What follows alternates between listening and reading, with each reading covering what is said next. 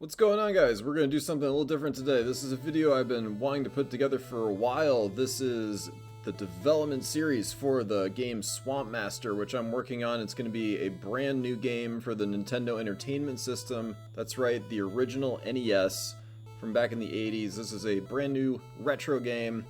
Hopefully eventually it will be available as a ROM and on actually a physical cartridge that you can buy and plug into a real NES and play it at your home. It's kind of a Zelda-style adventure, but I'm trying very hard to make it distinctly different from Zelda. It just has that kind of adventure feel to it. We've got our character right here. I'm going to go through and play around, and the game world's real buggy, but I kind of need to keep track of all the stuff that isn't working, so I might take some notes as I go through here, and we're just going to kind of do like a live playthrough. So, here you would typically not start out with a weapon, so this is kind of like your house here, right?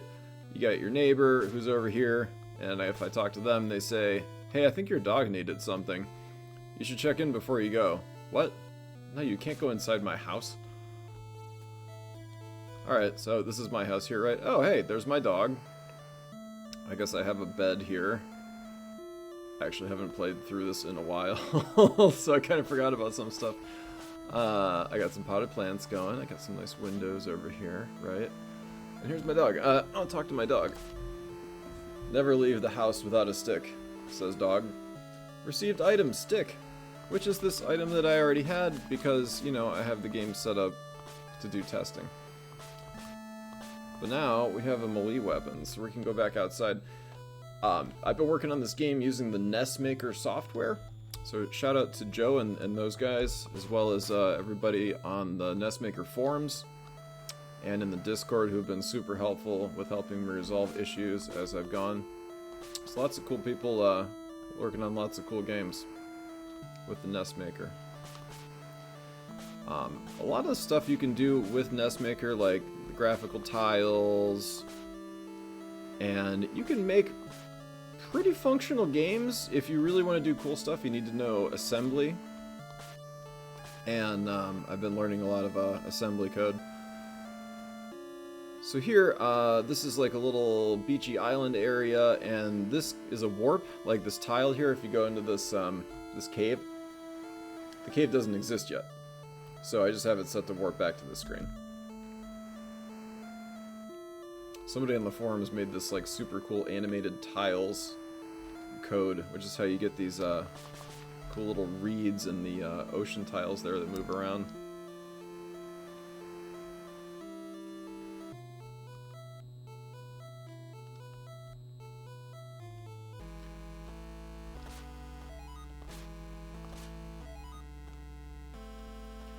All the music you're hearing I did compose myself too.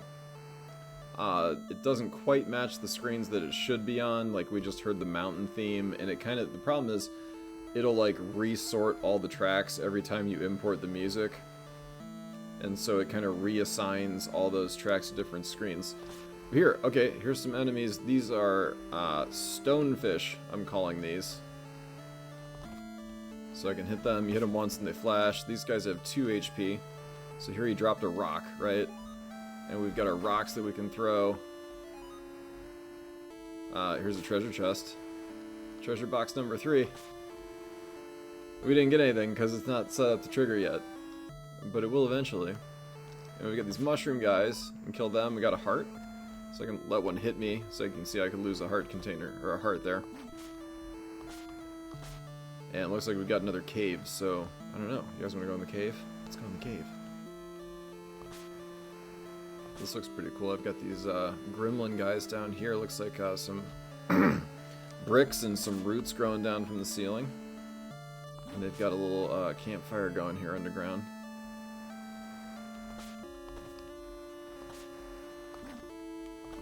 I got these monster death animations working, so they kind of explode when they die. These guys I just designed yesterday, these frogs, they don't have their full animation yet, so they kind of just move around like this. They're frogs, and they have these big pikes that they will stab you with. And they're actually a clone of the stonefish, so they move in sort of the same way. Although the stonefish, Oh, that's right. I programmed those. I figured out a way to make the water tiles, the collisions separate from everything else, so that they can move over water. They can't move over other solid tiles. The player can't go over water, but some monsters can.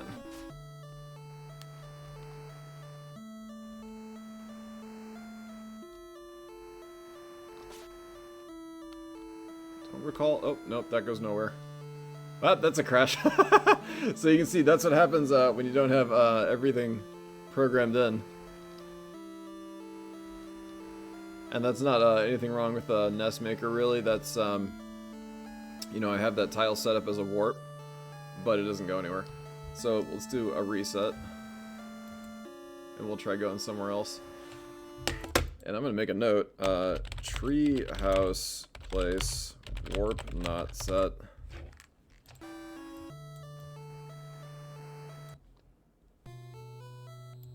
Let's try going somewhere else. Hey, what happens if I go over into these trees? Is there a secret area? Potentially. I bet there's a lot of hidden paths through the woods that you can find by exploring, which makes the game fun and exciting. Hey, a sign. North, shores, east, woods, south, swamp, very south, unknown. West, in the town of Laura. Safe travels. Well, it looks like we can go up here around this house. But I kind of want to see what's over this way. A nice waterfall going in the background. And this appears to be some kind of barracks with no real function to it yet. But perhaps there will be eventually. Okay, we got our town here. Kind of nice waterfall stuff going on, and this looks like a library. I'll talk to this person. This library once belonged to Deus, Lord of Swamps, but he disappeared years ago without a trace. I'm afraid the library will fall into disrepair in his absence. Here's a book on the floor. Tome of the Swamp. There is a mystery to be solved somewhere deep in the swamp, as one expects. Only the sharpest of blades will cut a path to the truth.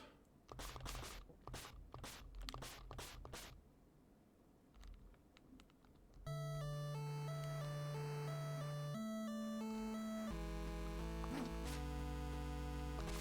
can see rocks are super handy. There's a way to get to that house, but I'm not going to show you. Because it's a secret. Which way do we go? Where do we want to go? We're going to go east into the woods. Let's go. You guys want to see the swamp, don't you? Let's go to the swamp. This is Swampmaster, after all. I've got some mimic trees coming to life here and attacking.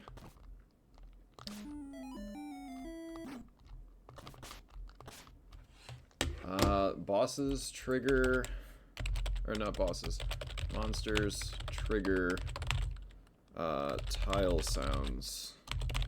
That's something I'll have to fix. That tree actually walked over like a secret reveal tab because you can get somewhere over here. Yeah, there's a secret you can access this way through the trees. There's more stonefish waiting over here. I'm out of rocks now. I'm gonna not open that chest because if it's not wired correctly, the chest will crash the game. There's the secret reveal noise. So I need to set something in the script to have it ignore monsters. So it'll like check the object type that walks over that trigger tile when it plays that secret reveal sound. And these are some bees flying around. He dropped a key. To what? I don't know.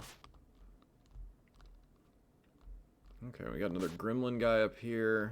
What goes on in here? Oh, okay. Looks like this is kind of an underground lair of some sort. Not much in it yet. Got him.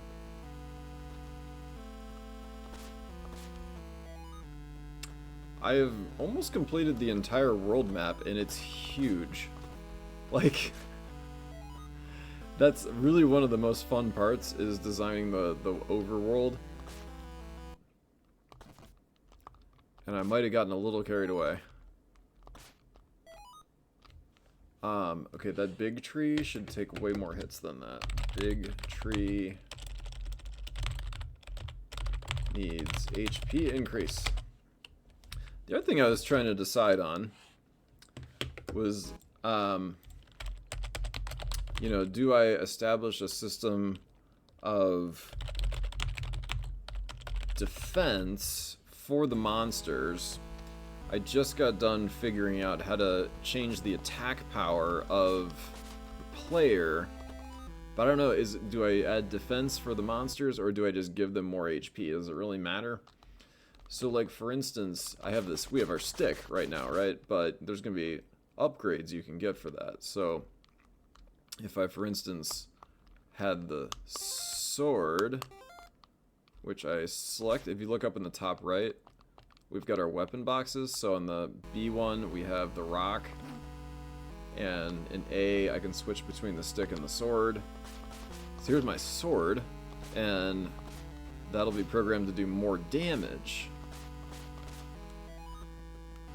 And I'm gonna have it set so that you can get armor, which will help you take less damage from enemies. And then you'll be able to increase your life total. This is a puzzle of sorts. And I don't know if we can solve it from over here. It looks like maybe I'm getting a graphical glitch down there too. I'm not quite sure what's going on with that one. Yeah, we can't get in from this way.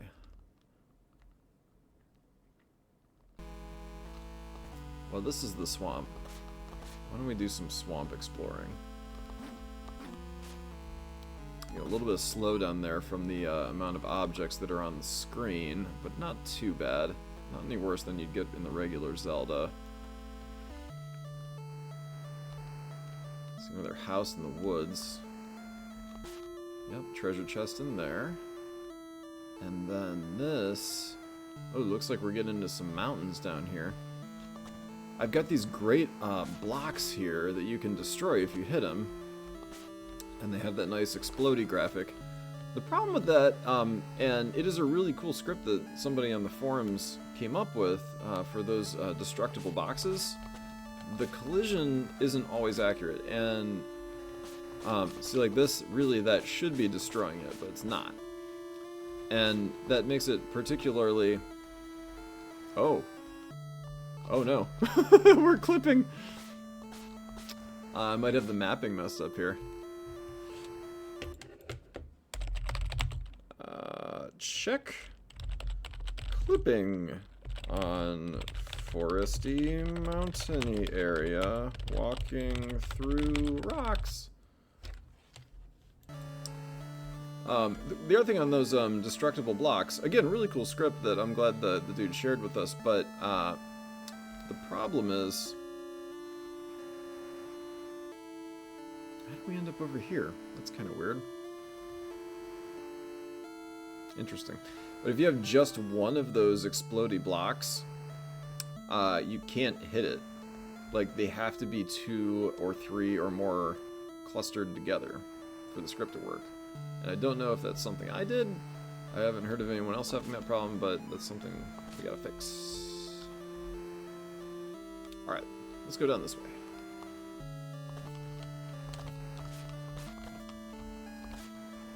I don't know why those guys are, like, appearing and disappearing like that. That's interesting.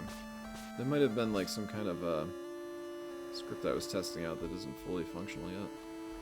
Okay, so, more mimics here. We got our explodey blocks.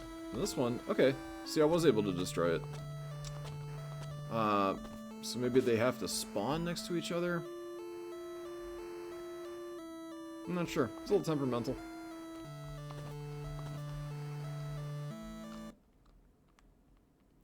Yeah. Now, I'm no expert or anything, but if I had to guess, I'd say this is maybe a swamp palace of some sort.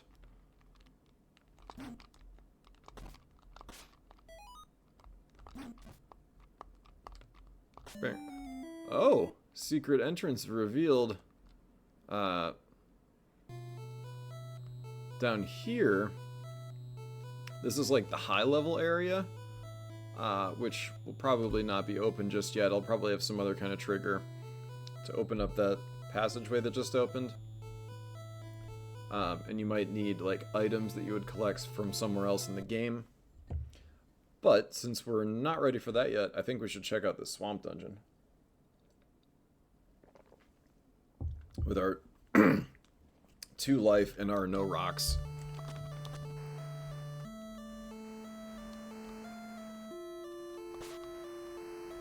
Some warp tiles here. Got some dungeon creatures, some sphinxes, one-eyed sphinxes here. Big eyeball head sphinx guys. I really like the way these dungeons are turning out. And of course, those are spike tiles, so if I go up there, I'm going to get hurt. We're going to have a game over here in a second if I get hit one more time without getting some life back. Not a lot of power-ups in the game, so really the only way to get your life back at this point is to kill monsters. Now that's going to change. I'm going to plant, you know, more treasure chests and items you can pick up and things. I got red sphinxes. Oh boy, oh boy. Can't get through here, can I? Or can I? Ha ha ha. So then, oh, what's this? Secret outdoor area?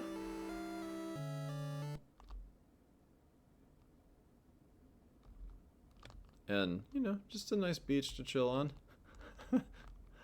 Nothing here. And my sword's pink now.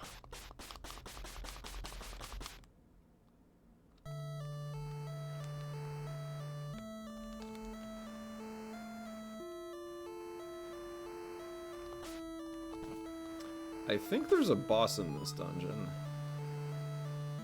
I don't recall exactly. Oh wait, yes, I know where he is. I don't think he's very functional yet, because the bosses kind of need a lot of programming to make the battles unique and interesting.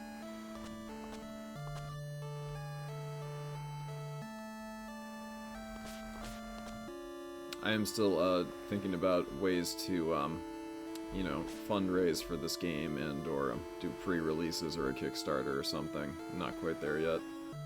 Development's still a ways out. There's a long way to go on developing this.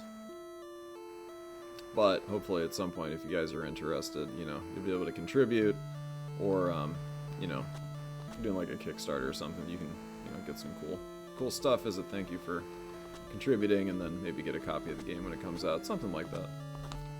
We'll get it figured out.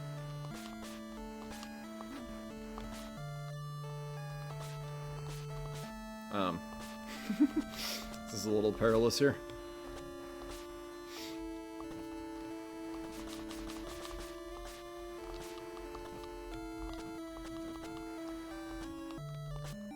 Ha. Okay, and this I think is a key door. And we had a key, and it worked. Awesome. Oh, here's our boss chamber. Okay. So the boss doesn't exist yet, but this is where the boss would be. And we'll make it be something real cool, but not quite yet.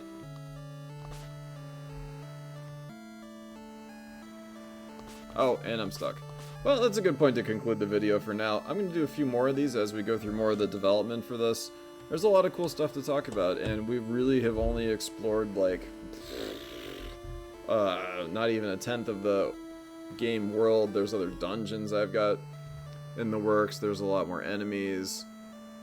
And now I'm going to go through my massive list of things to program and start working on that.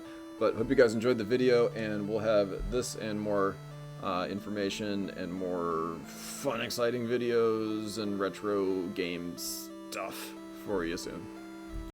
And as always, remember to like and subscribe on the channel, especially if you want to get more information on Swampmaster and more on the development of this game. And maybe we'll even have a playable demo for you guys at some point, I would anticipate, hopefully. But till then, thanks, and we'll catch you next time here.